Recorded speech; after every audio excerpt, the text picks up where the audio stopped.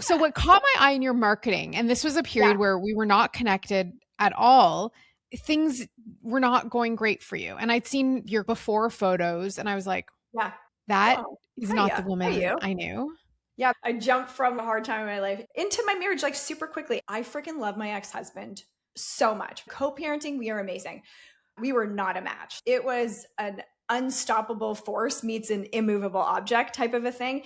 And we just made each other freaking miserable. And I think because we jumped into it, we both come out of bad relationships.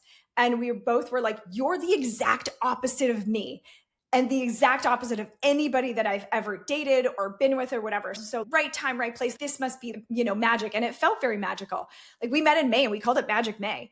It's just that we were so not from a fundamental purpose level. Again, my purpose and mission in life is to rack up life experiences, strive to try to live the best version of my little existence that I've been gifted.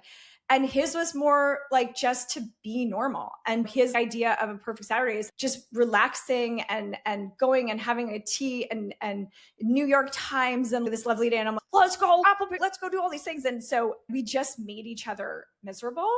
And of course, when you feel shitty, and we had also had a baby really quickly too. So we met in May, we got married by September, and by November, I was pregnant. And so obviously it's also a very new relationship. So now you have this wife that's pregnant and I was so sick for so long. So it's everything kind of compounded. It was a perfect storm of misery.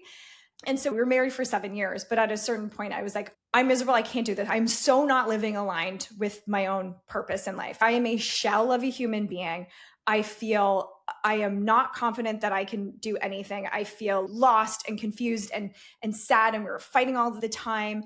And I used to be this like really bright, vibrant person, and I just felt my dimmer switch was just turned all the way down. And I'm like, I'm a shell of who I used to be, and I can't do this. I could die anytime right now, and I am not living up to my potential of what I should be on planet Earth.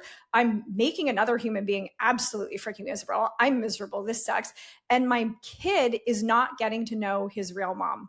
And so it was in and around that time that I was like, okay, what if I did the things that I did in business? Because personal life, dumpster fire, the business was on fire in a good way. And so I was winning awards and like on magazine covers and top 40 under 40, EY, all these things.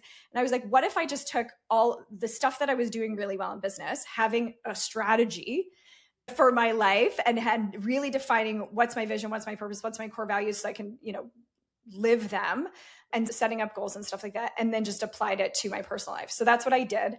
I need to be the CEO of my life. And the first order of business was, as a CEO and as a business owner, you have to make shitty decisions that are the right decisions for the company, for all of the people involved, but there may be some intermediate casualties in the interim. And so I was like, I have to end things.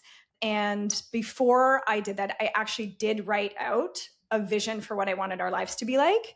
And during the talk, I was like, this is what I want. I want us to be free each other so that we can be the people that we know we can be and not be miserable. And I know that we will get through this as the very best people that we can possibly be to each other, so that when Jack's wedding comes around and we're going to fucking high five each other from across the aisle and be like, we did this. We were amazing. We did this for this kid. This kid now has like 2 peaceful, loving, happy homes.